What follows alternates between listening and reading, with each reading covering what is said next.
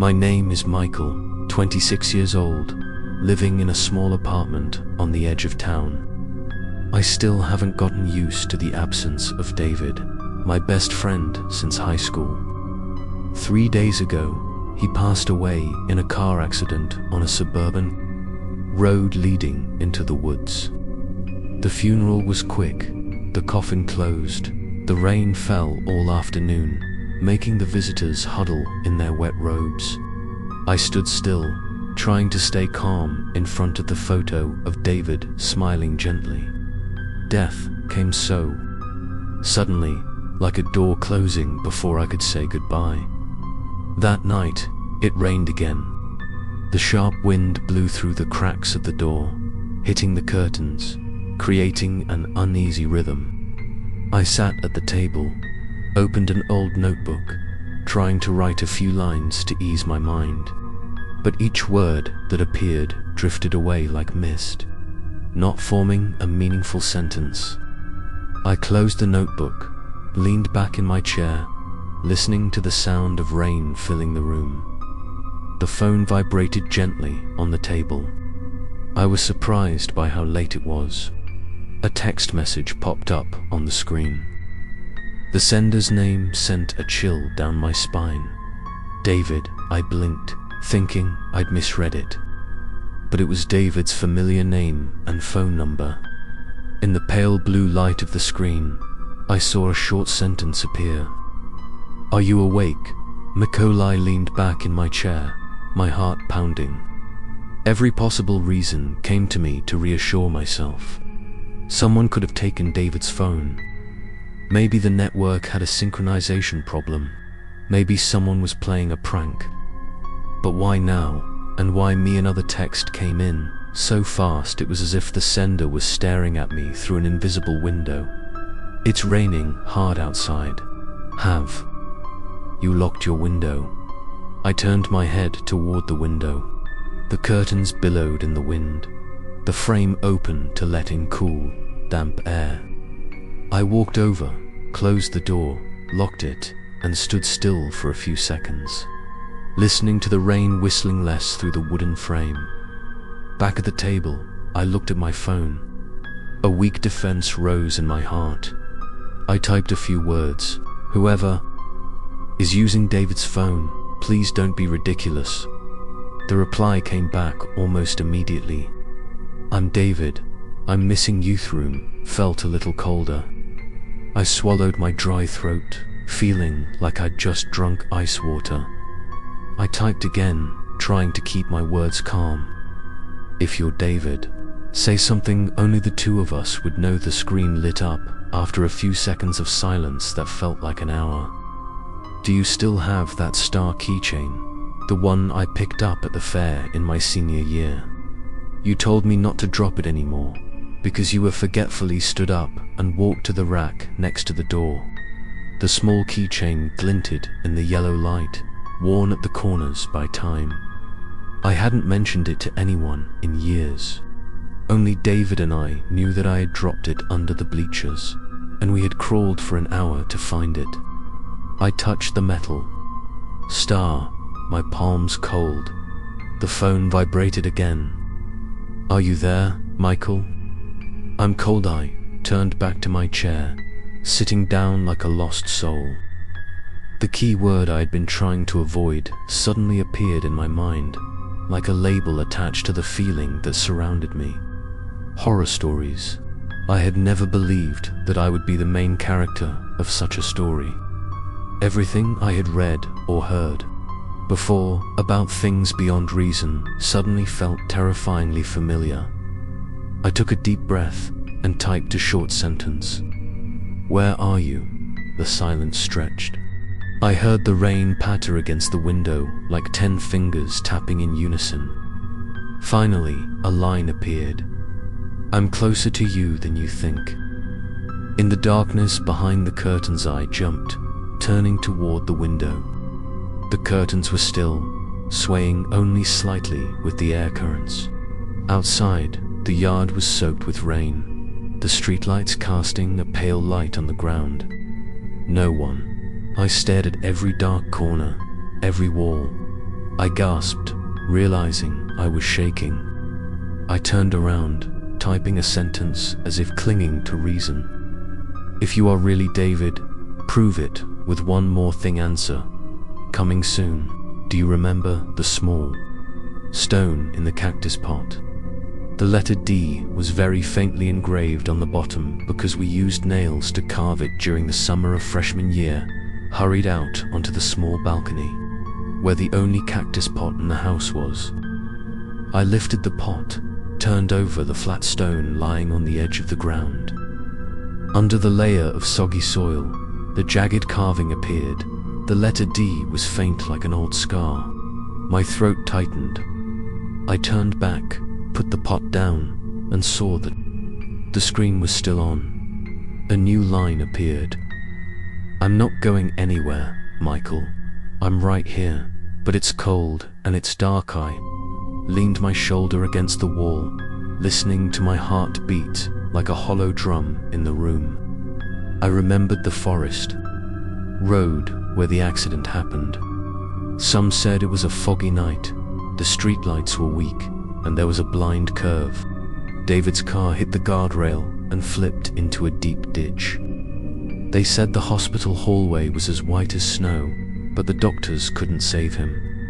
I stood at the end of that hallway, watching the emergency room door close, my mind blank. The phone rang again. "Michael, I need your help. Don't hang up. Don't leave me alone." Asterisk, I typed slowly. "What do you want me to do?" A brief pause, then the words seemed to slide out of the darkness, to the place where we used to sit behind the school. "Tonight, bring a star, keychain. Don't go alone, don't go alone." I read those 4 words over and over again.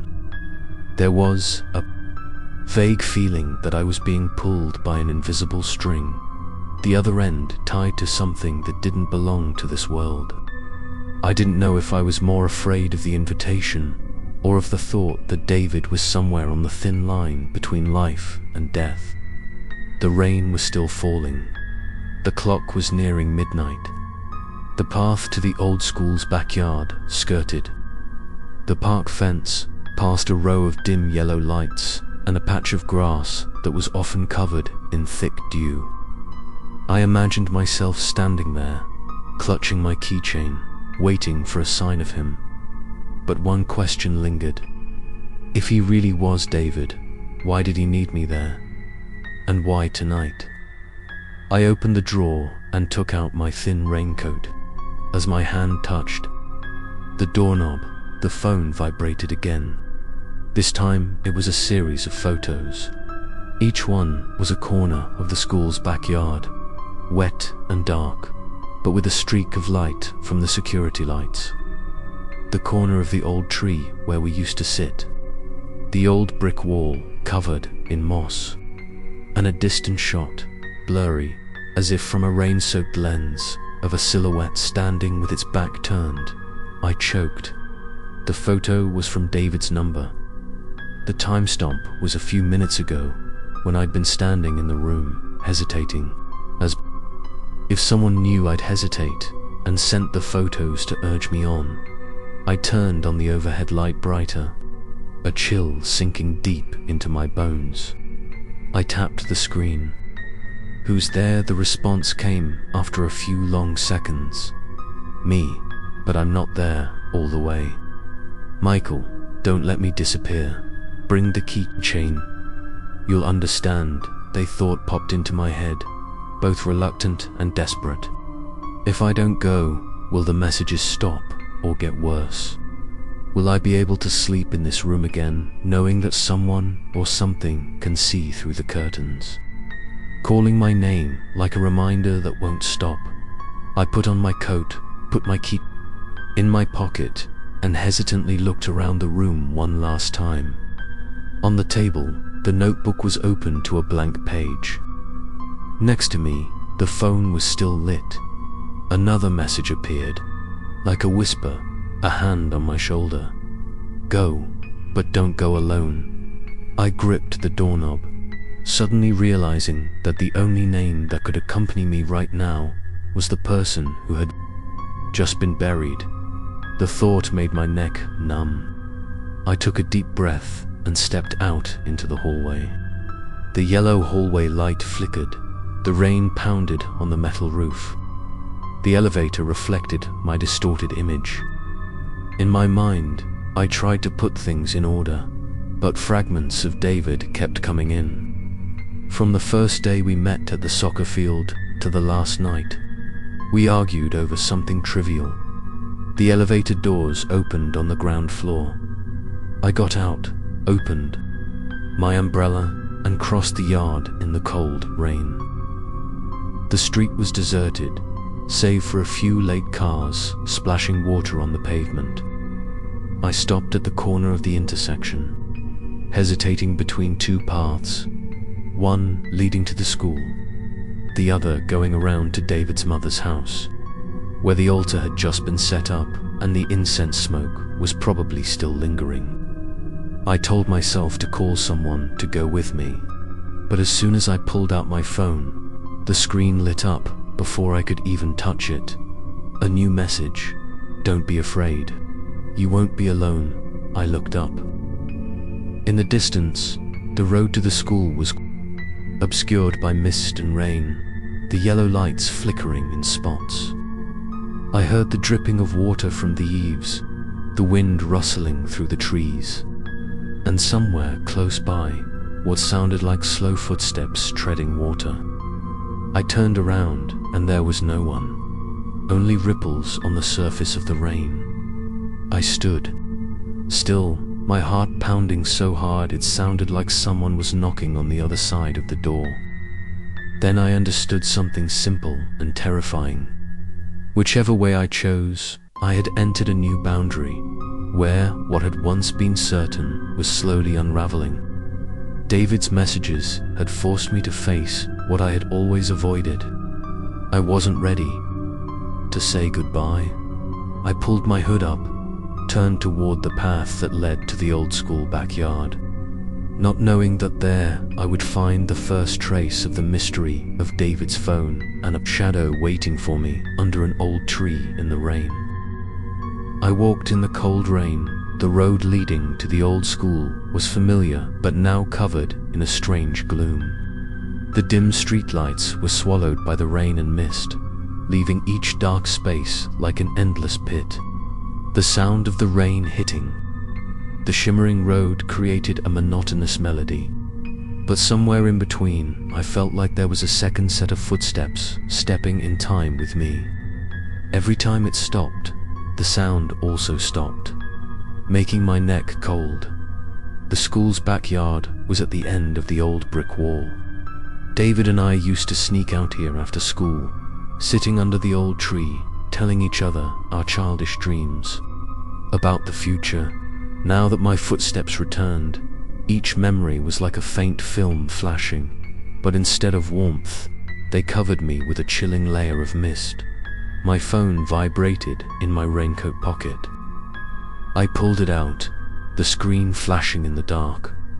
A new message from David. "You're here, right? I'm waiting under the tree." I looked into the distance, where the old, damp tree stood silently under the rain. The darkness was so thick that I couldn't see clearly, but there was something like a figure standing motionless under the tree. I took a deep breath, my hand unconsciously tightening the star-shaped keychain in my pocket. Cold raindrops fell on my face, mixing with the sweat that soaked my back. I took a step closer. When I was a few meters away from the tree, my phone vibrated again. A photo had just been sent. It was a picture of me, standing a few steps away from the tree, my face pale, taken from an angle behind me. I turned around in surprise, but there was only an empty yard and silent darkness. No one was standing behind me. I could hear my heart pounding like a hammer, my hand shaking so much that the phone screen blurred from the rain. Another message appeared. "Don't be afraid. It's me, Michael." I don't want you to forget me. Do you remember when we used to tell each other ghost stories under this tree? I froze, memories flooding back. Yes, back then, whenever we skipped school to come here, we would challenge each other to tell ghost stories, to see who scared the other the most. But now, the words were no longer a joke. They were like a ghostly reminder that I had entered a real ghost story. I swallowed hard, tapping slowly on the screen. David, what do you want from me? Why are you texting from the dead? The phone vibrated continuously. I was cold. It was dark. I didn't remember how I fell. I only remembered the sound of broken glass, the smell of smoke, and then nothing. Michael, only you can hear me. You can't leave me. I clutched the phone, feeling an invisible pressure weighing down on me. The words that appeared didn't seem like a joke, didn't seem like any fake I'd ever known. They were soaked with details only David would know, familiar phrases associated with our youth. I felt tears mix with the rain on my cheeks. I wanted to believe, but my mind screamed that death was final, that the dead could not return. A flash of lightning flashed in the distance, illuminating the tree stump. For a brief moment, I saw a blurry figure, as tall as David, standing silently looking at me. When darkness returned, the image disappeared, leaving only the bare tree stump and the mottled mud. I stepped back, my heart pounding, but my phone vibrated again. A single text message. Don't turn around. Look straight at me. I froze, not daring to move. The wind blew through my hair. The rain stung my eyes. I looked up at the tree stump again. This time, I saw a faint streak of light, like a firefly, gradually revealing the shape of a familiar face, pale and silent. David's face, his empty eyes, looked at me, his mouth opened as if he wanted to say something. But just as I was about to move closer, the sound of a car horn from the main road ahead startled me. When I turned back to look, that face had disappeared into the rain. I stood still for a long time, feeling like I had just come out of a cold dream. The phone vibrated again. A new line of text. You saw it. Don't tell anyone else. Only you can hold me. I bit my lip. My throat choked. The ghost stories we used to tell each other came back, but I was no longer the listener, but the main character trapped in them. I turned away from the backyard, my hand gripping the keychain so tightly that it left marks on my skin. As I walked, I felt the invisible eyes still following my every step. That night, I didn't go home right away, but wandered through many streets in the rain, trying to find my normal breathing again. But it was useless. Each message, each figure still haunted me. When I returned to the apartment, the clock was almost 3 in the morning. I closed the door, threw my wet raincoat on the floor, and sat down on the chair. The phone was still, lit in my hand. A new message appeared. Thank you for coming. This is just the beginning. I shivered, knowing that this nightmare would continue, and I had no idea how it would end. Little did I know that from those messages and the shadow of that night, I would be gradually drawn into a series of ghostly events, where each step would reveal the secret of David's death and the terrifying curse that awaited me. When I returned to my apartment after a rainy night in the schoolyard, I was almost exhausted. I collapsed on the sofa, the pale yellow light shining on the ceiling, but the cold feeling still clung to me. The sound of the rain outside was still steady, like a knock on the door from afar. I tried to convince myself that everything was just an illusion, that the image under the old tree was just a trick of memory and the pain of losing a friend. But the phone on the table was still shining brightly, like a silent witness to everything I opened the message history, scrolling back to the beginning. Every line of David's words was still there, clear, not as faint as my memory. I tried to delete it, but as soon as I pressed the delete button, the screen showed an error message. The message could not be deleted. My skin crawled, my fingers cold. The phone vibrated again. A new message appeared. "Michael, I'm in your room." I jumped up, my heart pounding. My eyes scanned the small apartment, from the dark kitchen corner to the hallway leading to the bedroom. No one. I swallowed, then slowly walked towards the bedroom door. The door was ajar, a faint light shining through. When I pushed it gently, the door creaked loudly in the quiet night. Inside, the room was empty, only the curtains swaying slightly. From the wind coming through the crack of the open window, I walked towards the window, pulling hard to close it, but then my phone vibrated again. I pulled it out. The screen lit up with a photo. It was this very room, taken from the opposite angle where I was standing. In the photo, there was clearly a blurry figure sitting on the bed, head bowed, arms hanging down. I looked up. The bed was empty, only the sheets were crumpled. Cold sweat broke out on my forehead. I typed with a trembling voice, "David, what do you want from me?" The message came right after. "I don't want to go alone. I'm trapped. Your apartment is now my shelter too. We used to tell each other haunted stories. Now they're real." I sank to the floor, feeling the air thicken, as if the room had become a sealed tomb. From that night on, everything in the apartment began to change. The desk lamp flickered despite its new bulb. The faucet dripped steadily every night at 3 in the morning, and the faint sound of footsteps echoed in the hallway when I knew for sure I was alone. There were nights when I woke up to find my phone screen lit up, even though no one had touched it, and on it was a new message. "I'm still sitting next to you. Go to sleep." The feeling of being watched became constant. Every time I turned my head, my reflection in the mirror seemed to move half a beat slower. I tried to tell a coworker about this, but when I opened my phone to show them, all the messages from David had disappeared, leaving only a blank screen.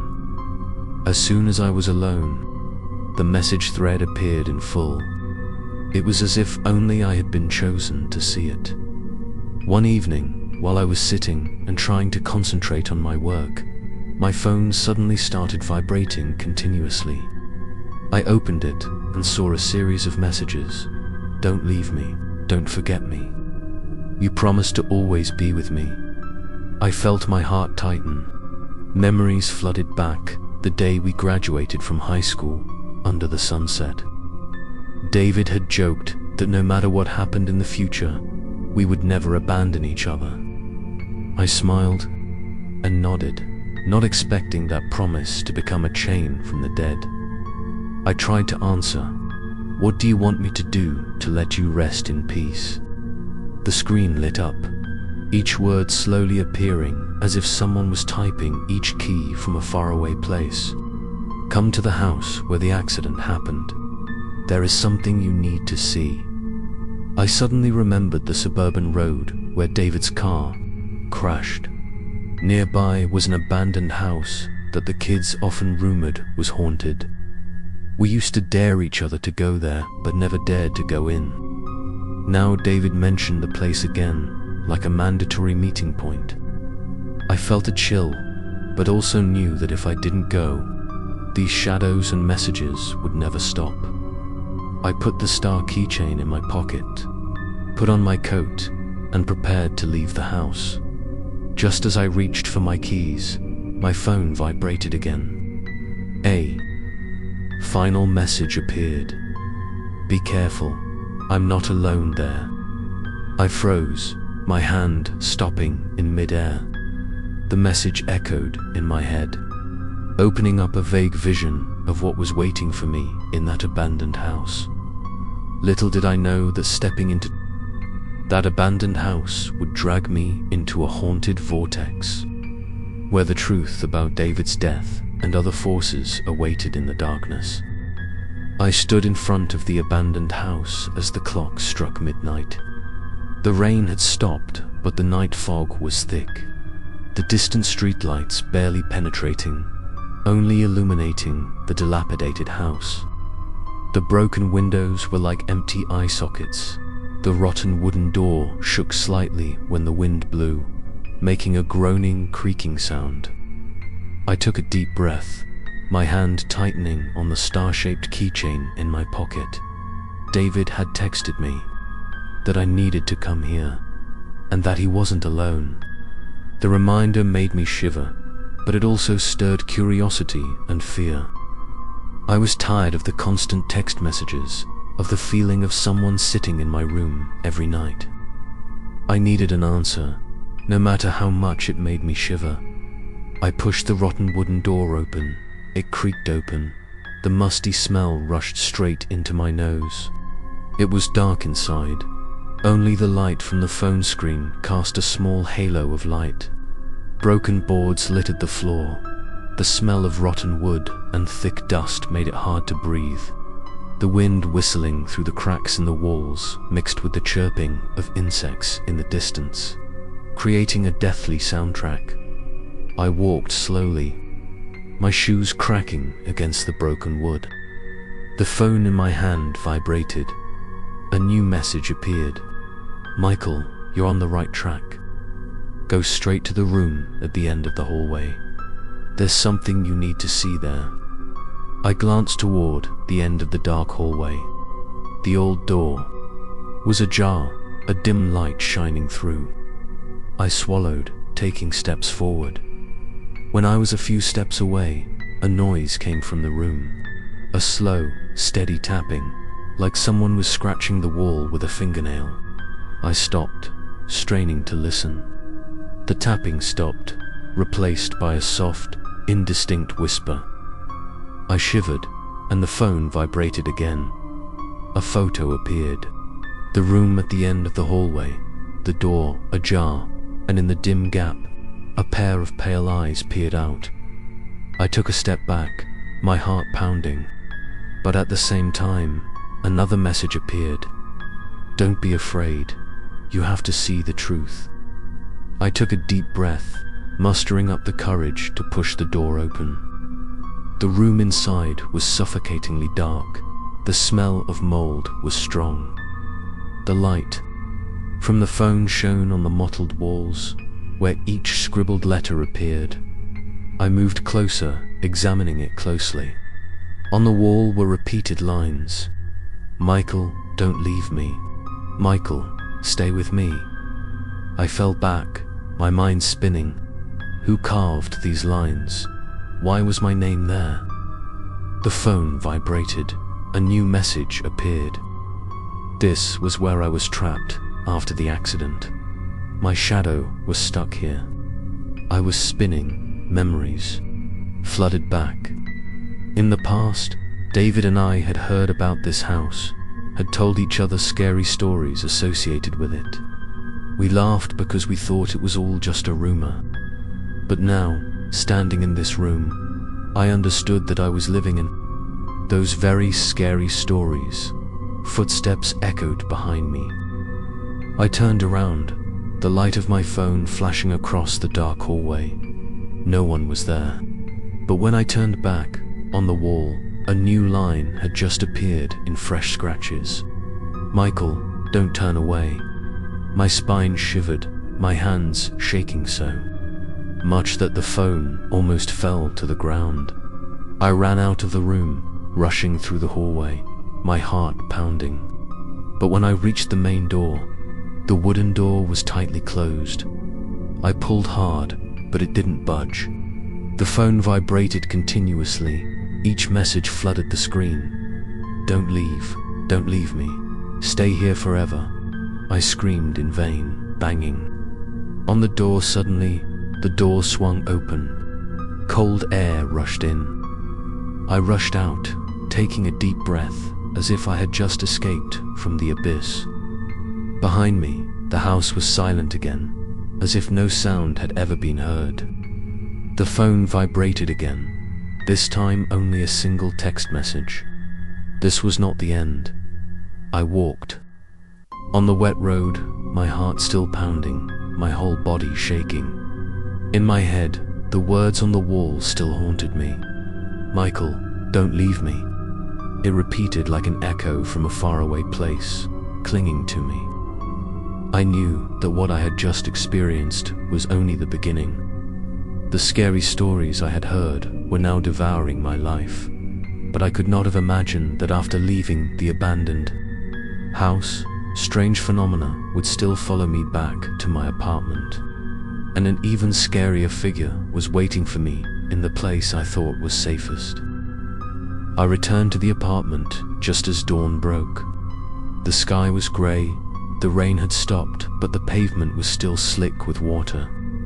I slammed the door shut, leaning against the wall, breathing heavily.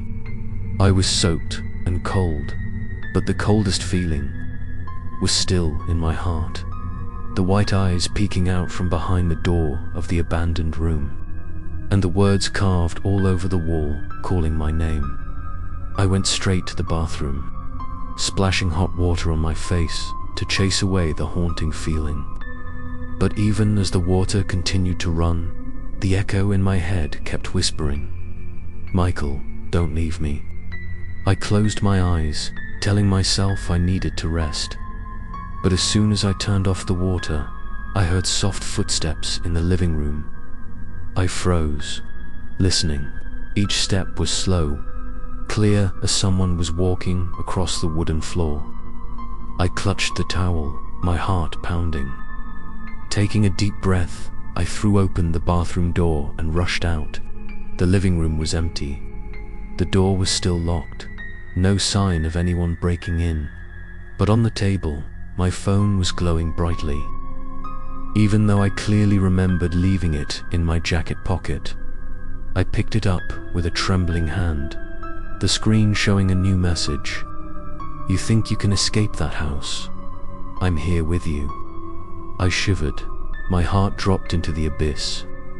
Below the message was a photo. My own apartment, taken from the corner of the ceiling, facing the sofa. In the photo, I was standing in the middle of the room, holding a towel in my hand, my face panicked. I jerked my head up to the ceiling, the yellow light shining into the darkness in the corner of the room. Nothing, but the photo proved one thing. I was not alone. That night, I couldn't sleep. I sat on the chair, eyes glued to the screen, my hand clutching the star-shaped keychain like a talisman. The apartment was strangely quiet, only occasionally the sound of wood creaking, as if someone had walked by. Every time I looked up, I saw my reflection in the wall mirror, a little different, half a beat slower, or the corners of my mouth lifted unnaturally. The phone vibrated again. New message. "Do you remember the last time we argued?" A chill ran down my spine. It was true that a few days before the accident, David and I had argued about something trivial. I left in anger, without turning back to apologize. His sudden death made me feel regret every day. But how could this message know that? I never told anyone. I typed slowly, "David, is it really you?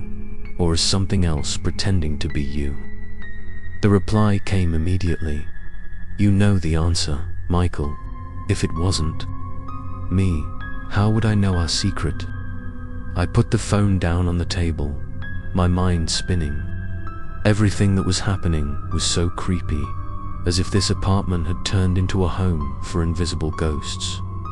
It was almost 3 in the morning when I heard a knock on the door, 3 times, steady and slow. I woke up with a start, my heart pounding. I looked out the front door. The darkness was all around.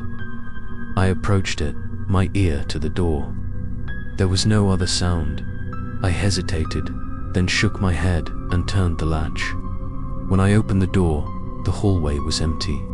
But right at my feet, there was a piece of paper, wet from the rain. I picked it up and opened it. There was only a line of words scribbled in smudged ink. "Michael, open the window." I shivered and went back into the living room. The curtains were swaying slightly, even though the glass door was tightly closed. I walked over and pulled the curtains aside. Outside was a quiet night. The rain had stopped. Only the streetlights were shining on the road. I was about to turn away when I suddenly saw the reflection of a person standing right behind me on the glass. I turned around quickly. There was no one. But when I looked back at the glass, the figure was still there. Standing right behind, no face, just a blurry shape. I screamed, falling backwards onto the floor. When I looked up, both shadow and reflection were gone. I huddled in the corner of the room until morning, my heart pounding. When the sun rose, the light flooded in. I dared to stand up, but the relief was fleeting. The phone vibrated again. A new message appeared. "Tonight, return to the road where the accident happened. If you want to know the truth, you have to go there." I sighed, my hand tightening on the key.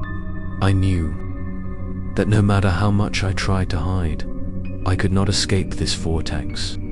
The ghosts would not leave me alone until I accepted to go all the way. Little did I know that when I returned to the road where the accident happened, I would have to face the horrible secrets buried, and the truth was more terrible than any nightmare. The suburban road where David died in the accident was about a 15-minute drive from town. Tonight, the sky was covered in dark clouds, the moonlight barely visible through the thick fog. I drove in silence, my hands gripping the steering wheel so tightly that they turned white. My heart was pounding, and every time I remembered the image of the car overturned, blood on the road, my stomach twisted. When the car stopped at the bend, I turned off the engine, sat still for a few seconds to calm down. The space was eerily quiet. In the distance, insects chirped. The wind whistled through the trees along the road. I stepped out, my shoes stepping on the wet road. The streetlights had long been broken. Only the faint light of the phone flashlight remained. The metal railing along the road was warped and rusted, exactly where David had crashed his car. I reached out to touch it. The cold metal made me shiver. In my mind, I pictured the car rushing forward, the headlights flashing, the loud crash echoing. A chill ran down my spine. I turned around, seeing the thick darkness swallowing everything. Behind me, the phone vibrated. A new message appeared. "Michael, do you see the blood?" I shakily pointed the flashlight at the road. Sure enough, under the puddle of water were dark streaks, mixed with the mud but still visible. I knelt down, my hand shaking as I touched it. As soon as my fingertips touched it, the image rushed back like a film. I saw David sitting in the car, his face pale, blood running from his forehead. He turned to look at me, his eyes pleading for help. His voice choked. "Michael, don't leave me." Then the light flashed, the sound of metal shattering, and everything disappeared. I fell back onto the road, gasping, my head spinning. I tried to stand up, but the phone vibrated again. A new photo appeared. It was me, kneeling on the road, touching the blood. The photo was taken from behind me. I turned around. No one was there. Just the quiet night and the swaying trees. Another message popped up. "I'm still here, right here, but it's not just me." I hesitated, goosebumps all over my body. This message reminded me of the warning. I typed quickly. "What do you mean?" There's something different here. The screen lit up, each word appearing slowly. Other things were stuck here too. Not everyone was my friend. The wind suddenly picked up, cold. From behind me, footsteps sounded, slow, heavy. I turned around, flashing the flashlight. A figure stood in the middle of the road, tall and thin, hair covering his face, motionless. I held my breath, my heart pounding. When I focused the light more closely, the figure disappeared, leaving the road empty. I took a few steps back, my back against the warped railing. The phone vibrated again, a new line. "Michael, you have to leave now. Not everyone wants you to. Find out the truth." I swallowed, my legs shaking. But I knew I couldn't stop here. I typed quickly. "David, what do you want me to do?" The screen lit up. The response came immediately. "Find the car's black box. It's still in the deep ditch."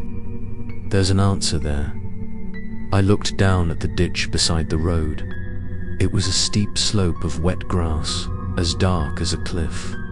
I turned on my flashlight and shone it down. Hidden under the dense undergrowth were pieces of broken metal, the light glinting. I took a deep breath, then slowly climbed down. The wet grass was slippery, causing me to slip several times. My clothes covered in mud. Finally, I reached the bottom of the ditch. The smell of rust and old smoke was strong. The car had been largely dismantled, leaving only a distorted frame and debris. I looked closely, trying to find something that looked like a black box. While I was turning over the pieces, my phone vibrated. A photo came in. It was me, bent over looking, but the angle was from right behind me. I looked up sharply, flashing the flashlight everywhere. There was no one, just the sound of wind and the buzzing of insects. I turned around. Under the dent frame of the car, a shiny black object was revealed. I pulled it out with trembling hands. It was indeed a small box, dented but still intact. There was dried blood on it. I picked it up, my hands shaking. As soon as I touched it, my phone vibrated. New message. "That's right. Open it." The truth was inside. I had no idea that when I opened that black box, I would hear David's last words and a terrible secret buried in the darkness. I held the black box in my hand, the metal case dented and covered in dirt and dried blood that had darkened. A cold feeling spread from my fingertips and ran through my body. In the dim flashlight light, it looked like a heart that had stopped beating but was still holding its last breaths. I hesitated, cold sweat forming on my forehead. The phone vibrated. A new message appeared. "Open it, Michael." The truth was inside. I swallowed, my hand shaking as I searched for the latch. The metal screeched as I pried open the curved lid. After a few seconds, the black box popped open, revealing a small recording device still intact. The plastic case scorched, but the indicator light blinking faintly. I held the device up and pressed the play button. At first, there was just static, mixed with the sound of heavy rain. Then another sound rang out, making my heart clench. David's voice, panting, panicked. "Michael, are you listening?" I was stunned, sitting on the damp ground. David's voice continued. Someone was following me. It wasn't just darkness. I couldn't see a face, but I knew it wasn't human. I held my breath, pressing my ear to the speaker. The sound of metal clashing rang out sharply, followed by the sound of glass breaking, David's scream. Then silence for a few seconds. Then a soft sound rang out, not like David's voice. A distant, distorted whisper, as if from another world. He would never escape. It would follow me forever. I shuddered, dropping the device to the ground. My heart pounded, my throat choked. I picked it up, shaking as I turned off the recorder. The darkness around me suddenly became thicker, like the darkness was closing in. My phone vibrated. A new message arrived. Now you understand. I wasn't alone that night of the accident. Something else was with me.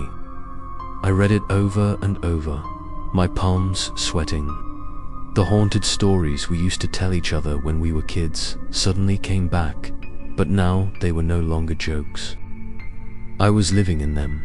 A strong wind blew, the branches rustled, and shadows danced on the ground. I looked up and saw a figure standing still at the edge of the ditch, looking down at me. The flashlight shone on it, but the figure still had no face, just a tall, thin figure with arms hanging down. I shouted loudly, "Someone," but there was no answer. Only a whisper echoed in my head. "Michael, don't believe everything you see." I quickly climbed out of the ditch, my heart pounding. When I stood on the road, I turned back. The figure had disappeared. I looked down at my hand. The black box was still there, but the indicator light was completely off, silent. I put it in my pocket and walked quickly back to the car. The darkness surrounded me, making each step feel like I was lost in a maze. As soon as I stepped into the car, my phone vibrated again. A new line of text. "Don't go home, they'll follow." I was shaken, my hands shaking. I typed quickly, "Where should I go?" The response came immediately, "To my house. There, you'll see what I haven't told you yet." I started the car, the tires grinding against the wet pavement, the sound echoing in the quiet night. In the rearview mirror, I caught a glimpse of a white shadow running past the car, so fast that it was unclear. I gripped the steering wheel tighter, cold sweat running down my temples. On the way home, I kept feeling invisible eyes following me. At times, I heard a soft laugh in the car, but when I turned back, the back seat was empty. I told myself to stay calm, or I'd go crazy. But the question kept nagging. Who or what had been in David's accident? And why was it still following me? As the car approached the neighborhood where David's house was, I clearly felt a thick layer of fog covering it. The streetlights were dim, the houses were quiet as if abandoned. I stopped in front of the familiar house where a funeral had taken place a few days ago. The door was closed, the curtains were drawn. Only the yellow light flickered on the porch. I turned off the car, sat still for a few seconds, and took a deep breath. In my pocket, the heavy black box reminded me of the sounds I had just heard. I opened the door, stepped out. The cold wind blew into my face, carrying an indescribable, musty smell.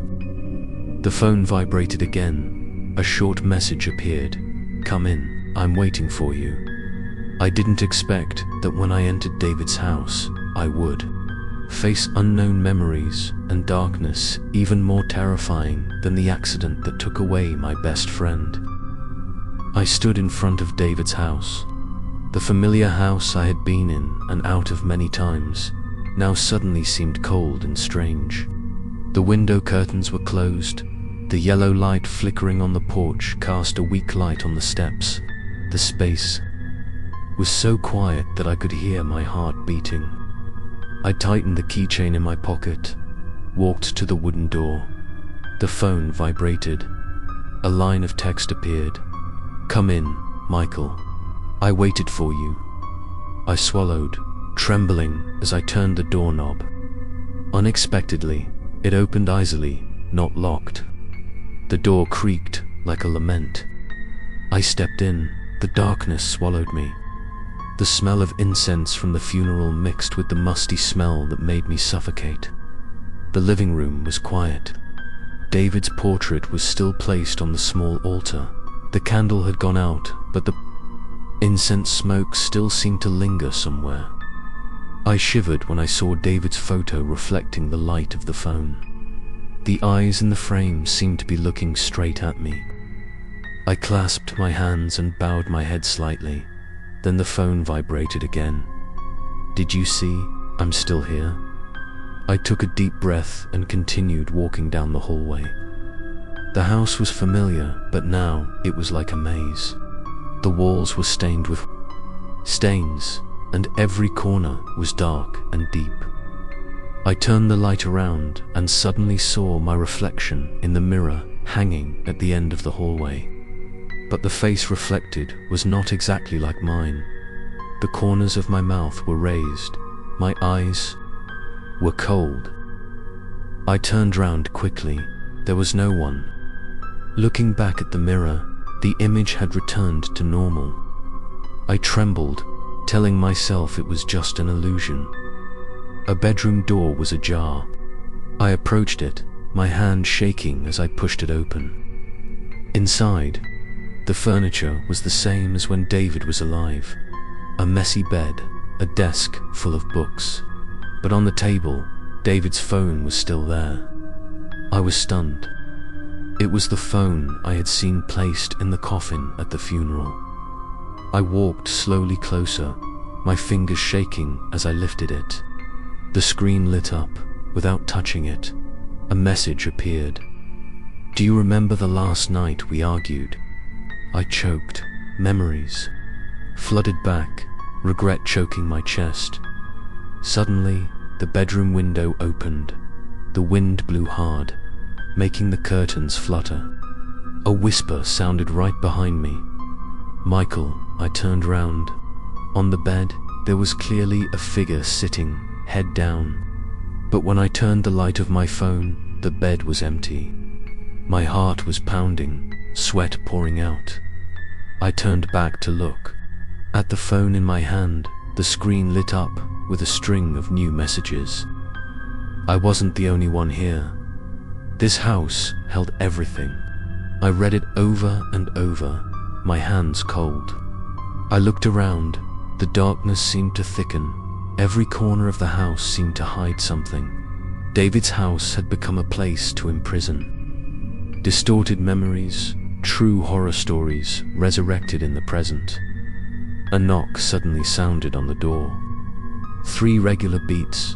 I was startled, running to the living room. The main door was still closed, but the knocking still echoed, not knowing where it came from. I pressed my ear to the door, silent.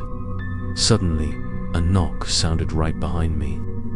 I turned around, but the hallway was empty. I ran into the living room in a panic, trying to calm myself down. The phone in David's hand shook violently, almost falling. To the ground, the screen lit up, playing a recording. I shook as I turned it on. At first there was a gasp, then David's whisper. "It's still here. It won't let go. Be careful, Michael." Then the sound turned into a distorted laugh, echoing as if from the abyss. I quickly turned it off, my whole body trembling. At that moment, my phone in my pocket also vibrated. I pulled it out, and on the screen appeared the words, "Michael, you must choose." Believe it or not, I didn't know what to do.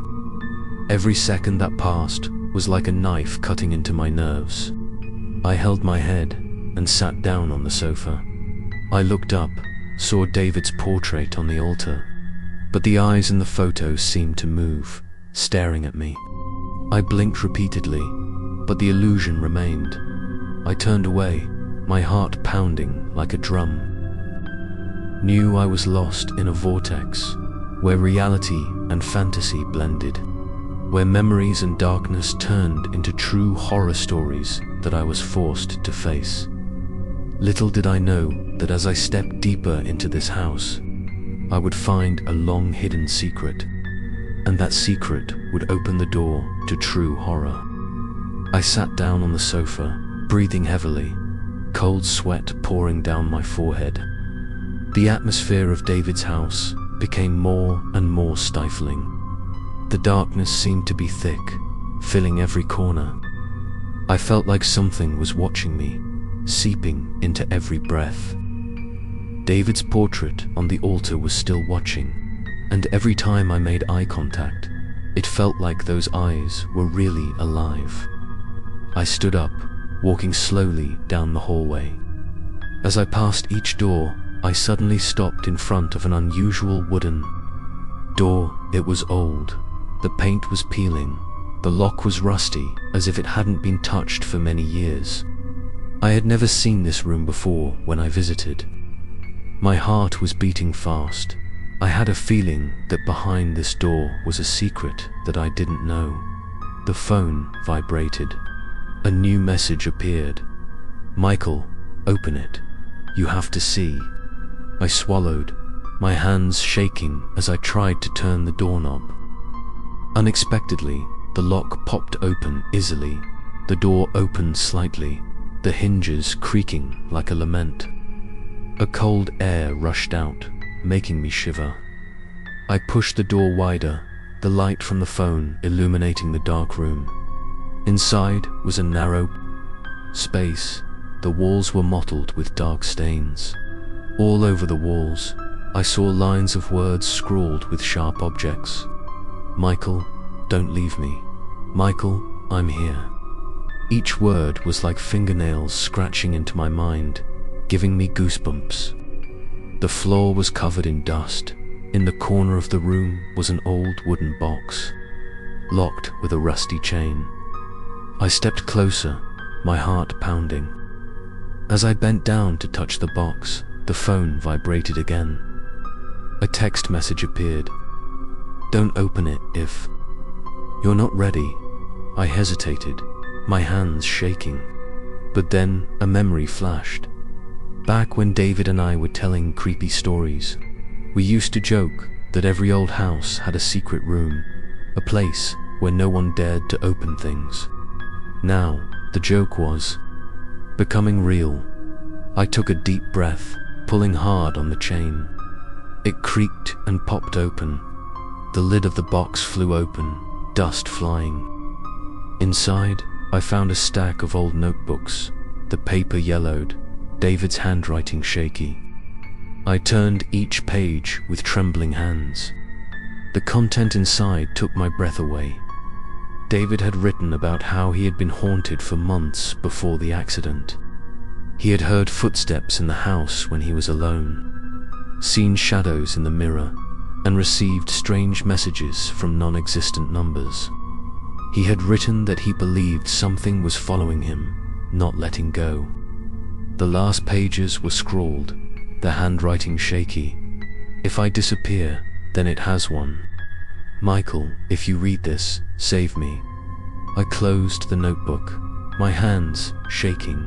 My heart felt like it was falling out of my chest. The room suddenly darkened, the flashlight on my phone flickering. I looked up, a new line of words appeared on the wall, as if it had just been engraved. "You opened it, there was no turning back." I backed towards the door, but the wooden door slammed shut, locked. I pounded hard, but to no avail. The darkness was thick. The cold air surrounded me. I heard whispers echoing throughout the room, dozens of voices mixing together, calling my name in a wail. "Michael, Michael, stay with us." I screamed, my heart pounding, my whole body shaking. The phone flashed in my hand, showing a single message: "Run, otherwise, you won't be able to escape." I rushed to the door, hitting my shoulder with all my might. After a few hits, it flew open, and I fell into the hallway, gasping for breath. Behind me, the room was plunged back into darkness, silent as if it had never been opened. But the memories of the notebooks, the inscriptions, and the whispers still haunted me. turning them all into creepy stories with no way out. Little did I know that after escaping that room, I would have to face an even more terrifying phenomenon right in my own apartment when I returned. I left David's house just before dawn. The dim light filtering through the thick fog made the road seem like another world. I drove back to the apartment, still clutching the star keychain and the old notebook I'd found in the secret room. My stomach twisted with a distinct feeling. Something had followed me from that house. As I stepped into the apartment, I tried to take a deep breath, reassuring myself that I was back in a familiar place. But as soon as I stepped through the doorway, a cold gust of air swept over me, making my skin crawl. I turned on the light, but it flickered. The bulb flickered a few times, then went out. The apartment was plunged into darkness, save for the pale blue glow of my phone screen. I put my things down on the table, then walked to the switch, turning it on and off repeatedly, but the light remained off. In the thick darkness, the sound of wood creaking echoed from the hallway. I swung the light from my phone, saw the mirror hanging on the wall. In the mirror, the reflection did not match my movements. When I stopped, the shadow in the mirror still moved a step. I held my breath, not daring to move. The phone vibrated. A new message appeared. "Michael, you are not alone." I trembled, my hands clenched. I typed again, "David, is that you?" The screen lit up. A reply appeared. "You think I am alone?" I swallowed, my heart pounding. I tried to step back, but footsteps echoed right behind me. I turned around. The hallway was dark. No one was there. I walked quickly to the living room, but as soon as I set foot, the phone vibrated again. A new photo appeared. It was my apartment, taken from the corner of the ceiling. In the photo, there was a tall, thin figure standing right behind me. I dropped the phone, falling back into the chair. Memories flooded back to the times David and I told each other short, scary stories when we were kids. We laughed out loud, considering it entertainment. But now I realized I was living in those short, scary stories. Every haunting detail seemed to replay before my eyes. I tried to calm down, picked up the phone. The screen lit up with a new message. "Open the mirror, Michael. The truth is there." I trembled as I approached the mirror. The reflection was now blurry, distorted. I clearly saw a second figure standing next to me in the mirror, but the real world was empty. I screamed, threw the phone against the wall. It fell to the floor, the screen still lit. The message continued to appear. "You can't escape the apartment." Shook slightly as if there was a loud noise from somewhere. The walls creaked, the furniture moved a few centimeters. Whispers rang out from many directions, blending together, calling my name. "Michael, stay. Michael, don't leave us."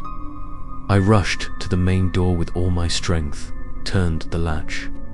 The door swung open, cold wind rushed in, carrying with it a distorted laugh that seemed to come from afar. I stood in the hallway, gasping for breath. But before I could get away, the phone in my pocket vibrated again. I pulled it out, and the screen showed a single message. "Michael, return to the crash site. The black box hasn't shown you everything yet." I paused, my hand shaking. It was clear that I was being guided step by step, as if by an invisible hand.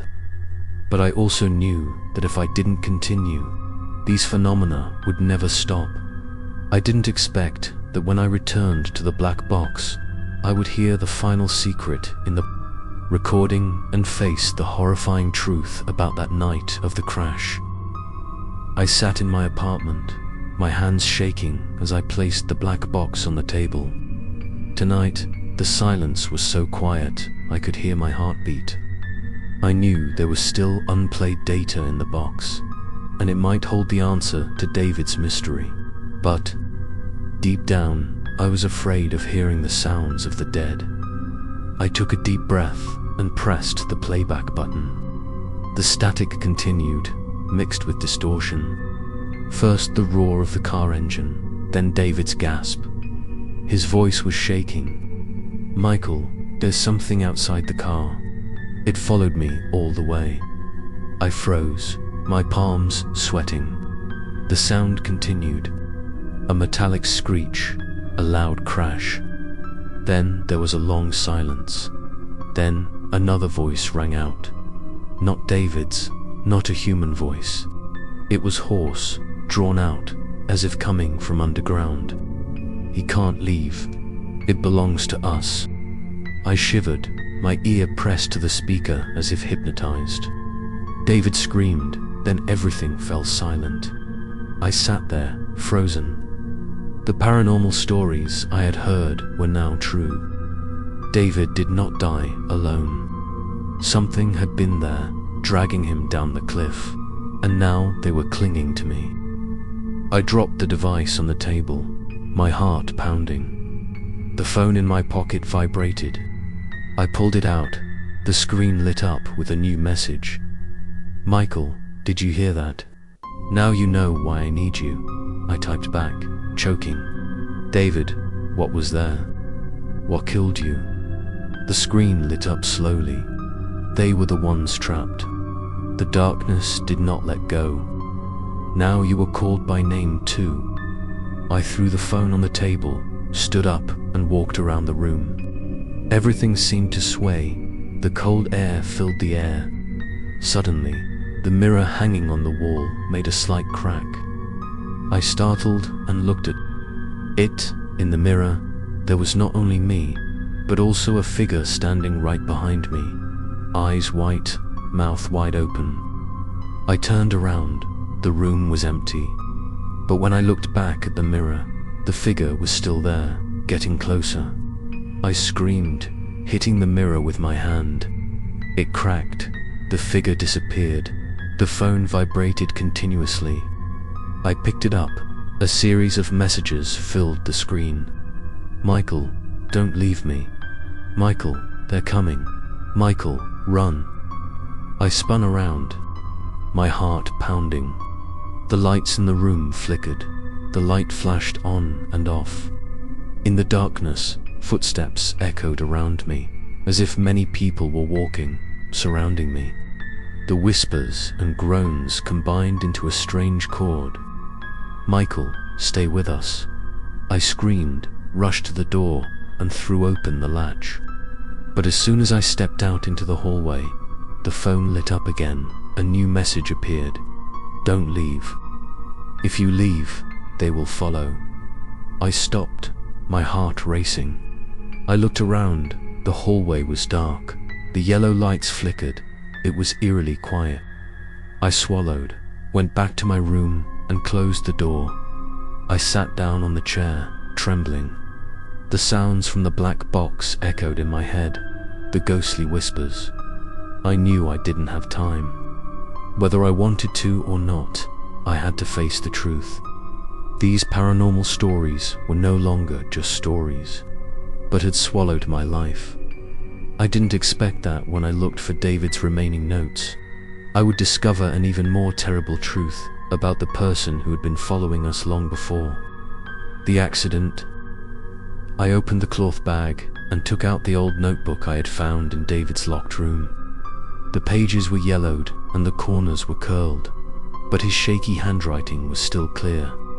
I flipped through the pages, the dim light of the desk lamp casting a shadow over them, making the lines even more haunting at first. It was just scattered notes. David wrote that he heard footsteps in the hallway when he was alone, that the shadow in the mirror laughed even when he wasn't, that his phone received text messages from non-existent numbers. I read with goosebumps all over my body, because those things were exactly like what I was experiencing. Then, on another page, Instead of words, David began to draw. The drawings were scribbled, distorted, human-like but not quite human. There were white eyes, wide open mouths, long arms reaching to the ground. At first, I thought these were just drawings, expressing obsession. But as I stared at it longer, the drawings began to move. The lines trembled, as if they were shaking, and the shapes seemed to move across the page. I closed my eyes in panic, shaking my head.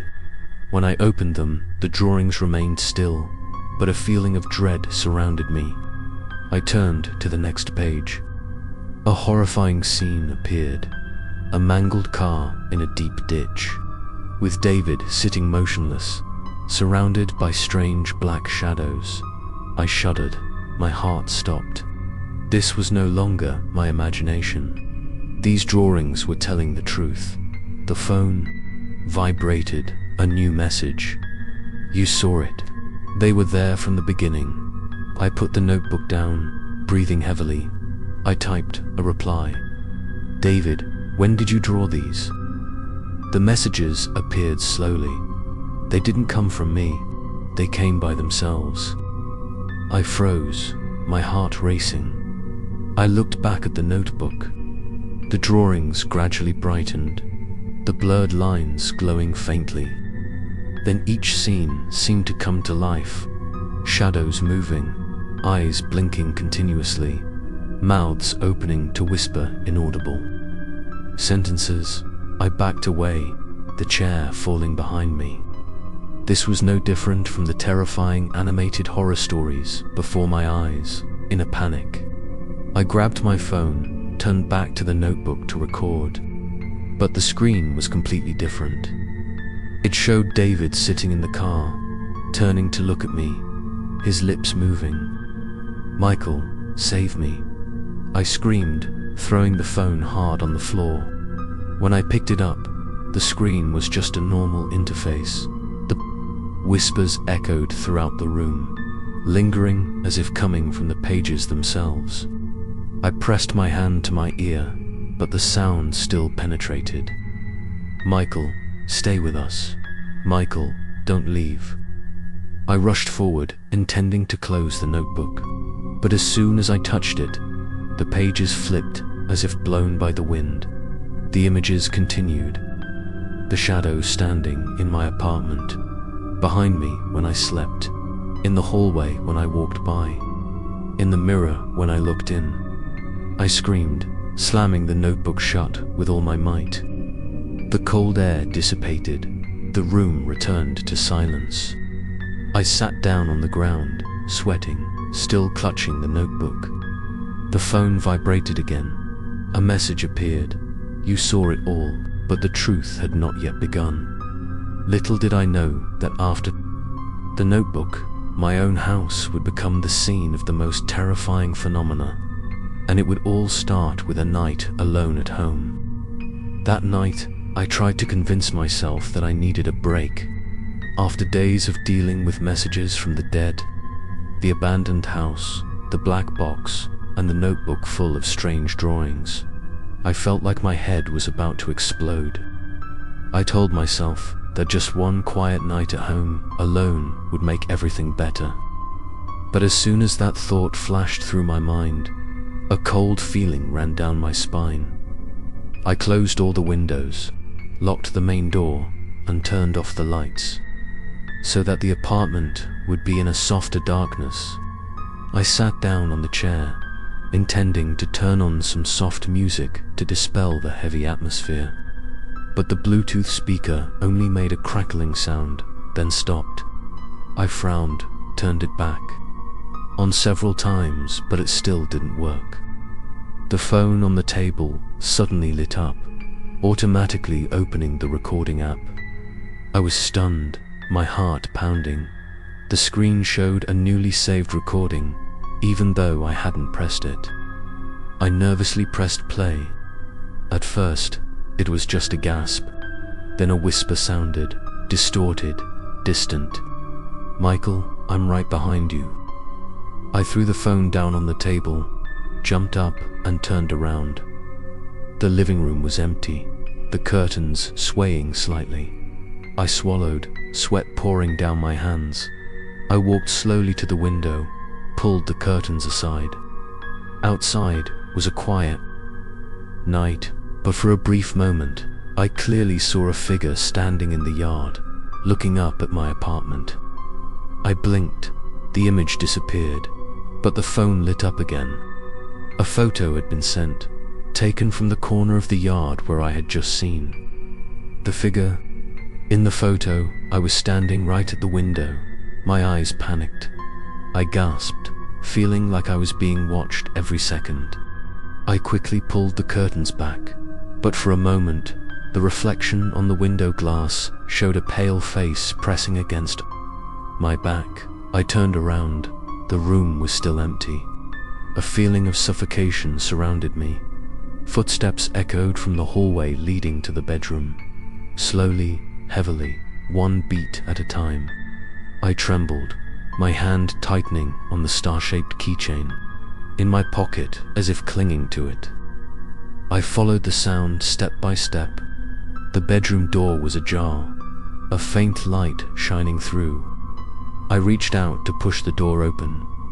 Inside, there was no one. But on the bed, David's phone was neatly placed, the screen lit up. I picked it up with trembling hands. A message appeared. "You're not really alone." The apartment that was supposed to be my safe place had now turned into a haunted maze. Whispers crept in from the walls. Wind blew through the cracks in the doors, even though everything was locked. I held my head, sat down on the bed, my heart pounding. I told myself this was just an illusion of fatigue, but deep down I knew I had fallen into a spiral with no way out. It was almost 3 in the morning. I tried to close my eyes to sleep, but as soon as I fell asleep, there was a knock on the door.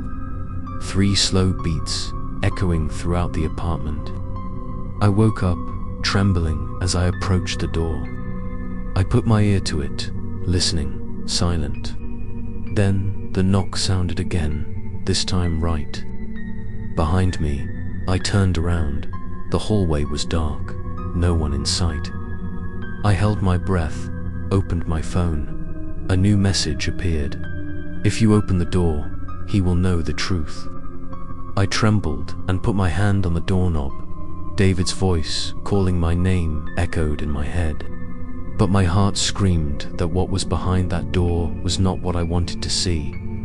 Little did I know that when the door opened, I would be faced with a figure that had never belonged to the human world, and the horrifying truth of what had haunted me since the night of the accident.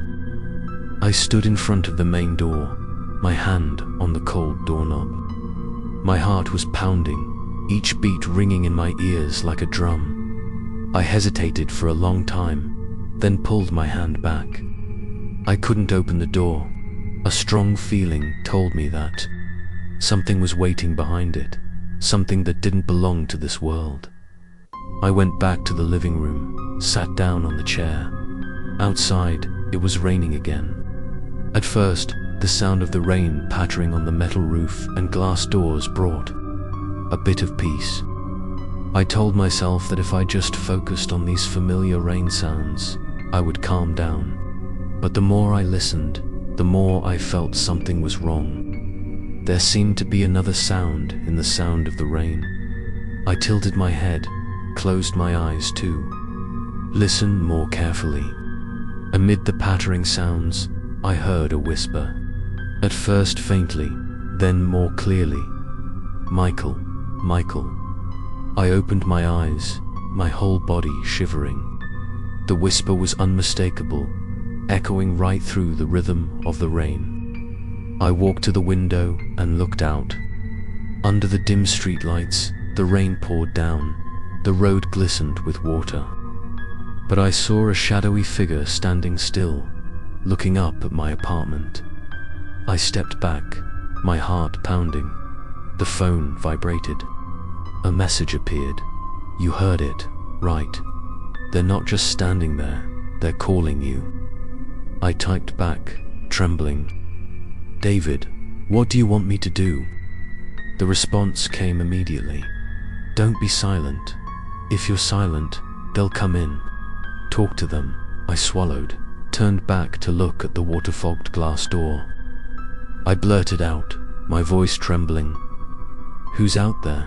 The question echoed in the quiet room. And then, through the sound of the rain, the whispered answer emerged. "Us, we never left." I choked, stepped back. The voice wasn't one, but many, mingling. Distorted. Suddenly, a strong wind blew through. The window shook violently. A long streak of water ran down the glass, but not in a straight line. It curved into the shape of letters. "Michael," I gasped, my heart about to jump out of my chest. Before I could react, my phone vibrated again. A new photo appeared. The same window, but taken from the outside. In the photo, there was a blurry figure standing right behind me. I turned around. The room was empty, but the whispers in the rain grew louder. "Michael, don't leave us. Michael, open the door for us." I summoned all my courage to shout, "What do you want from me?" The sound of the rain suddenly stopped for a few seconds. Then the answer rang out, eerie and long. "We want you to stay." I panicked, ran to pull the curtains tight, covered my ears, but the whispers still penetrated. The apartment became stuffy. Each drop of water dripping onto the windowsill sounded like a knock. I huddled in the corner of the room, hugging the star keychain tightly, eyes closed. I prayed for the morning to come, prayed that everything was just an illusion. But then the phone on the table automatically went on speaker. David's voice rang out, urgent. "Michael, don't sleep. If you do, they'll come in." I opened my eyes, my heart pounding. I knew I had no choice. Tonight would be a battle for my sanity. Little did I know that by staying awake all night, I would witness a more terrifying phenomenon as the whispers turned into clear silhouettes right in my apartment. I held the star keychain tightly in my hand, leaning against the wall. The clock read 2 in the morning. The rain had not stopped yet, but the whispering inside had stopped. I thought that the silence would bring some peace, but it was the silence that made the atmosphere even more suffocating. The lights in the room flickered, the yellow light flickering as if it was about to go out. I opened my eyes and looked everywhere, afraid that if I closed them, when I opened them again, I would see someone standing right in front of me. The familiar space of the apartment now seemed to be distorted. The walls were cracked in long streaks, and the shadows were mottled as if they were moving. I told myself that I was just imagining things, but every detail was too real. The phone on the table lit up brightly, even though I didn't touch it. The screen displayed a long paragraph. The strange lines of text appeared continuously, like a horror story on the internet. I read it with a pounding heart. The content described exactly what I was experiencing. The whispering rain, the shadow outside the window, the misaligned reflection in the mirror. Every detail matched every moment of my night. I was stunned, realizing that my apartment had become a living creepypasta, where I was no longer the reader, but the main character. A light knock sounded from the wall, a slow, steady rhythm. I pressed my ear to listen, and the whisper came back. "Michael, open the wall." I shivered, stepped back, but the wall in front of me gradually cracked, small cracks opening. A faint blue light glimmered from inside. I shivered, moved closer, my palms sweating. When the crack opened wide enough, I saw a pale eye staring straight out. I screamed, backed away, and fell to the floor. The wall returned to normal, no cracks left. But the image of that eye was imprinted in my mind, making my heart pound. My phone vibrated. A new message appeared. Don't be afraid. They just want you to see. You're part of the story. I typed back, trembling. Why me? The screen lit up, the words slowly appearing. Because you promised not to leave me. That promise tied you. I was speechless. Memories of the past flooded back. While I was still in shock, the desk lamp suddenly went out. The apartment was plunged into complete darkness. I fumbled to turn on my phone, the weak light shining out. New lines of words appeared. On the wall in front of me, written in darkness, like black ink gradually seeping in. Michael, stay forever. Unable to bear it, I rushed towards the main door, intending to unlock it to escape. But the door did not budge, as if welded shut. I pounded hard, shouted loudly, but to no avail. Behind me, footsteps echoed, getting closer and closer. I turned around, saw a series of distorted figures emerging from the wall. Eyes white, mouths whispering non-stop. I held my head, screaming in despair. The shadows drew closer, circling me, whispering over and over again. Michael, don't leave. Michael, stay with us. I shivered, cold sweat drenching me. In an instant, my phone lit up. A new message appeared. If you want to escape, find the crash. Sight again, there's something unsolved there. I gasped. My heart felt like it was about to explode. I understood that this apartment was no longer a place to hide. It had become part of the story, a living creepypasta that I had to escape before I was completely consumed. I had no idea that when I returned to the crash site, I would witness a terrifying phenomenon where darkness and truth collided, revealing the mastermind behind it all. After days of being haunted in the apartment, I felt like I was going crazy. The phone kept ringing, the mirror was distorted, shadows were pouring out of the walls. I knew that if I continued to stay, I would soon lose my mind. In desperation, I thought of leaving the city, finding a place far away to hide. And I chose the old forest outside the suburbs, where we used to go camping in high school. I drove all afternoon, carrying a small tent, a few essentials, and David's old notebook. I believed that in the quiet, I could read it more carefully, find the real clues. When I arrived, the sun had set, the forest was quickly dark. I pitched my tent near a clearing, lit a small fire. The flickering flames, the long shadows of the trees, the chirping of insects created an atmosphere that was both familiar and suspicious. At first, I felt more comfortable. Far from the city, there were no more cars, no more flickering lights, just the sound of light rain on the leaves and the rustling wind. But then, sitting alone by the campfire, I suddenly remembered David. We used to sit like this, telling each other childish ghost stories. I shivered involuntarily. The phone rang with a text message alert. I was startled because there was almost no phone signal in this area.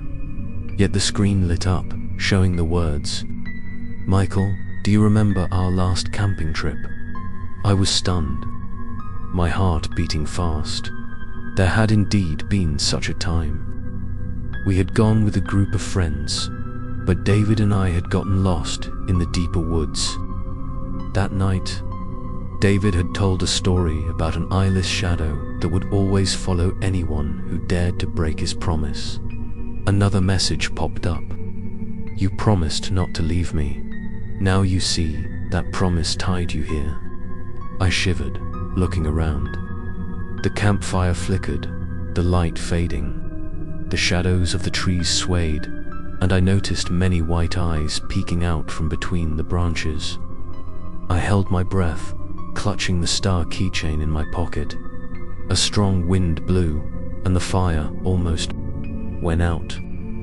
From the depths of the forest came a distorted laugh, mixed with the sound of the rain falling more heavily.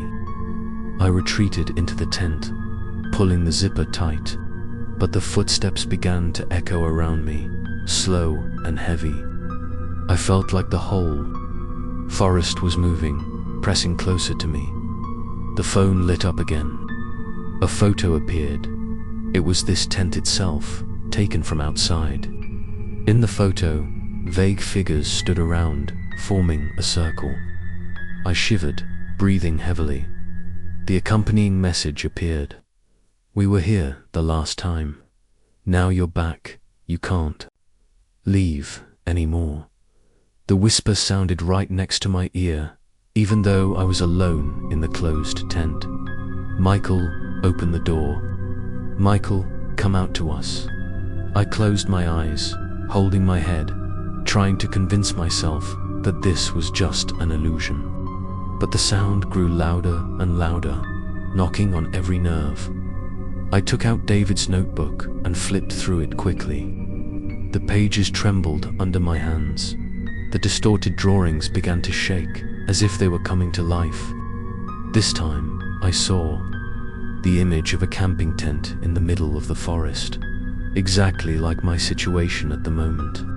And around the tent, dark figures were approaching. I screamed, slamming the notebook shut. The campfire outside suddenly flared up, then went out. The whole forest was plunged into darkness. In that moment, I heard David's voice whispering clearly right behind me. "Michael, run. Don't let them catch you." I didn't expect that when I ran away from the forest. I would stumble upon a more terrifying truth, that the dark figures would not only trap me in the camping site, but would follow me wherever I went. I rushed out of the forest in a panic, breathing heavily, my heart pounding like it was about to explode. The night was pitch black. The muddy and slippery dirt road made me fall down many times. My hands were scratched and bleeding. But I did not stop.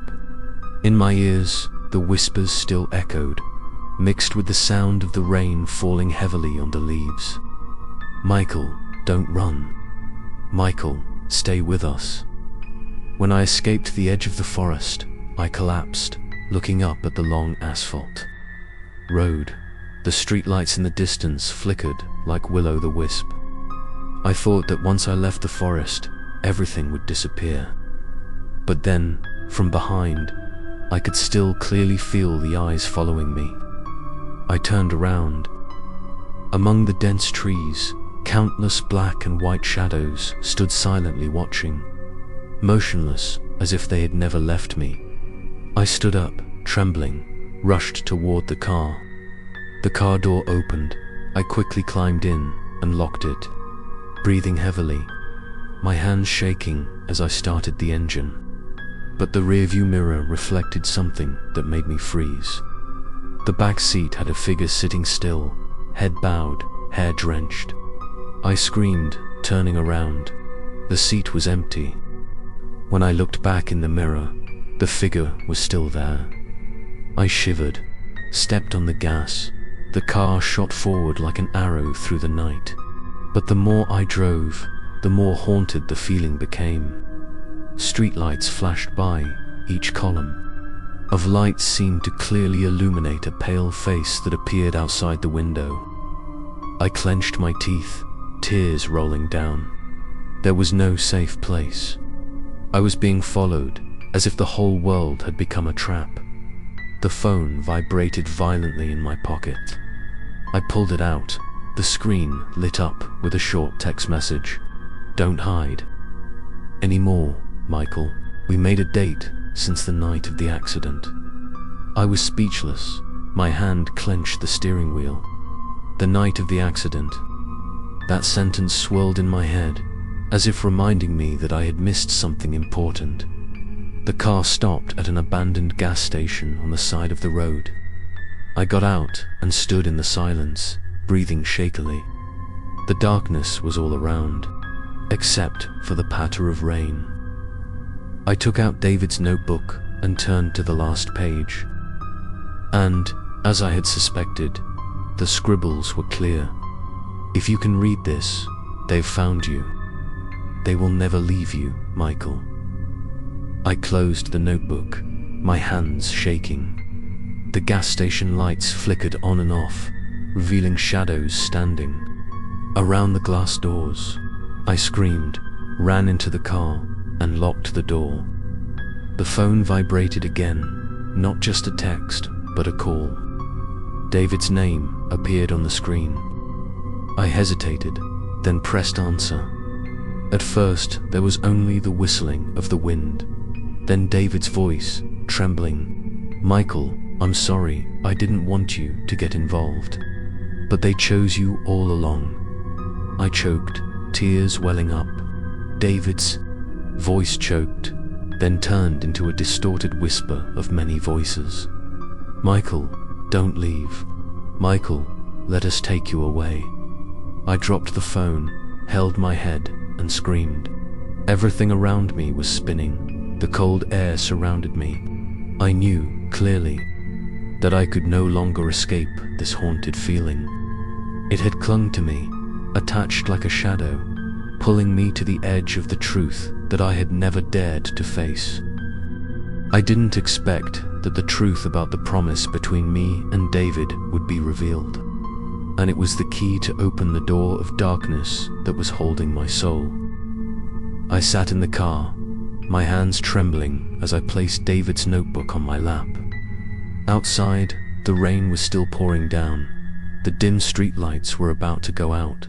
The echoes from the call still haunted my mind. David's voice mixed with the distorted whispers. They constantly reminded me of the promise from years ago. A promise that seemed harmless, but had now become shackles that bound my soul. I closed my eyes, memories flooding back. It was a summer afternoon many years ago, when David and I were still high school boys. We were sitting under an old tree behind the schoolyard. The sky was red with sunset. David took out 2 small keychains from his pocket, one shaped like a star, one shaped like a moon. He gave me the star and kept the moon for himself. His voice rang out with determination. "No matter what happens, we will not abandon each other." I laughed, but then nodded, putting the keychain in my pocket. At that time, I had no idea that I had just signed a commitment to the darkness. The phone vibrated, interrupting my thoughts. I opened it, and a new message appeared on the screen. "Michael, do you remember? That promise never goes away." I swallowed, my hand shaking as I typed back. "David, was that promise the one that trapped you?" The message came back slowly. "Yes." It turned memories into true stories, turned us into witnesses. And now it's your turn. I put the phone down on the chair, my heart filled with fear. I looked at the star keychain. It glowed faintly in my palm. I suddenly remembered the ghost stories David told me when I was little.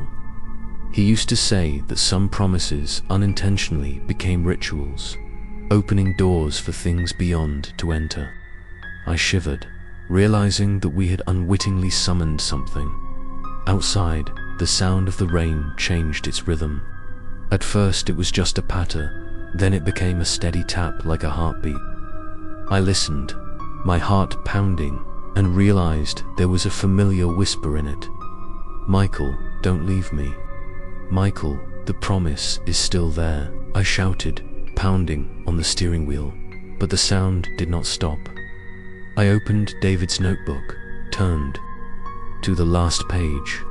The handwriting was shaky, as if written in extreme fear. "If you keep your promise, they will not spare you. They need a replacement." I shivered, my whole body cold. The words were like a knife cutting into my mind. If David were to escape, I would have to become his captive. The phone vibrated again. A new recording was sent. I hesitated, then shakily pressed play. David's voice rang out, mixed with the sound of rain and wind. "Michael, I'm sorry, I didn't want you to suffer, but I couldn't do anything else.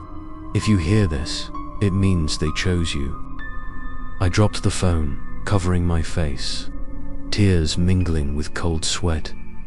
In a moment of despair, I felt a distinct chill behind me. I turned round, but the back seat was empty. When I looked in the rearview mirror, I saw David sitting there, his eyes white, his lips moving silently. I screamed, turned away. When I looked back, the back seat was empty. I understood that these were no longer made-up ghost stories. These were true stories, vivid and terrifying, that had been associated with me and David from that day until now. And if I did not find the final truth, I would be forever tied to this vortex. I did not expect that when I followed the last trace. I would have to face the revenge of the lost souls and discover the most terrible secret hidden in the darkness of the night of the accident. The rain was still pouring, pounding on the windshield. I sat in the cockpit, my eyes red, my mind reeling with memories and strange messages. But then, a cold blast of air rushed in, as if someone had just sat down in the seat next to me. Turned around, the seat was empty. But in that moment, I heard a whisper right next to my ear. We were not at peace. The phone on the seat vibrated, the screen lit up. A series of images appeared. Pale faces, empty eyes, lips moving. Each face was contorted in pain, as if crushed in a terrible accident. I shuddered, my hands tightening on the steering wheel. A message appeared, the words scrawled as if written in blood. It wasn't just David.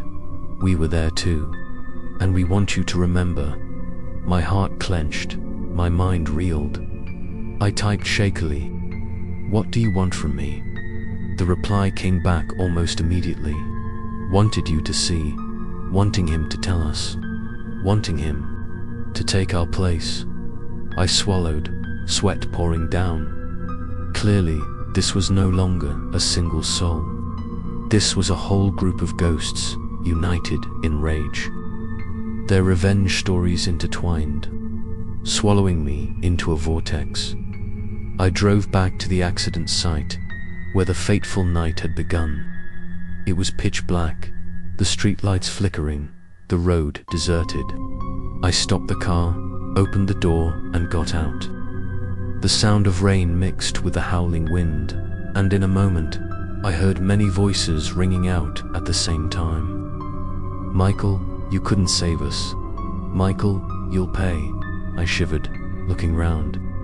From the darkness, blurry figures gradually emerged, surrounding the road. The headlights suddenly flashed, shining directly at them. Dozens of figures, eyes white, arms hanging limply, staring silently. I stepped back, my heart pounding. In my head, images flooded back. The accident had not only taken David, but many others as well. Those spirits now return, demanding the truth, demanding atonement. A voice rang out, deep and full of hatred. "We have waited a long time, Michael. Now it is your turn." I screamed, kneeling in the middle of the road, holding my head. I screamed. I did not cause the accident. "Why me?" But the whisper answered, chilling, "Because you are the only one left, because you carry the promise." In a panic, I pulled the star keychain from my pocket. The small object glowed faintly in the rain, like the only ray of hope. I held it up, shouting, "If you want, tell me, what is the truth?" The question echoed in the night. The shadows were silent for a few seconds, then stepped forward, surrounding me. In the roar of the rain, I heard a sentence ring out, a chord of many voices. That accident was not accidental. Little did I know that the truth would eventually come to light, that the night of the accident was just a cover for a dark conspiracy, and that I was the one caught up in that terrible game. I knelt in the middle of the wet road, the circle of shadows tightening. The wind whistled through the trees, the rain beat against the road like 1,000 whispers combined. My heart pounded, my breathing quickened, my hands gripping the star-shaped keychain as my last hold. The shadows moved in unison, their eyes white, their mouths moving inarticulately. A voice rang out, deep and drawn out. "The accident was not accidental, Michael," I screamed, trembling. "So what is the truth? What do you want me to know?" The phone in my pocket lit up, the screen showing the last recording from the black box. I pressed play. David's voice rang out, weak but clear. "Michael, they didn't let me go. The car was stopped by someone. I saw that shadow before it lost control. It wanted a soul, and it chose me first. But now, it chooses you too." I was stunned, the rain mixed with my tears. So David's death was not just an accident. It was an arrangement, a ritual of a dark force. From beginning to end, I was just a person dragged in by the stupid promise of the past. Suddenly, a shadow larger than all stepped out from the trees. Tall and thin, face obscure, eyes like bottomless pits. It raised its hand towards me, its voice echoing like a storm. "You promised. You cannot turn back." I trembled, stepped back, but the slippery road made me collapse. The keychain fell from my hand, rolling into the puddle. I screamed, trying to reach out to grab it. As soon as my fingers touched it, a faint light flashed from the keychain. In that light, I saw David smiling, eyes gentle, whispering, "Michael, you still have a choice.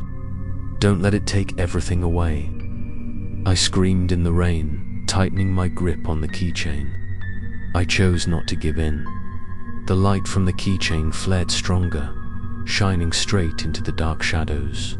They howled, their bodies distorted, gradually disappearing into the rain. The giant black shadow roared, retreated, and then faded like smoke. The road became empty, leaving me alone, kneeling in the rain, trembling, gasping for breath. The phone in my hand lit up for the last time. A text message appeared from a strange but familiar number. "Thank you, Michael. Now I can rest in peace." I choked. Tears mixed with the rain obscured my vision. The screen turned off, silent. No more whispers, no more black shadows. Just me and the cold road. I stood up, walking heavily back to the car. There was still fear in my heart, but also a vague sense of relief. Maybe I had freed David, but that darkness, had it really disappeared? I sat in the driver's seat, started the car, the headlights illuminating the night. The road ahead was still long and mysterious. I didn't know that even though this story has ended, once you touch the darkness, there will always be other doors opening, with scary secrets waiting ahead.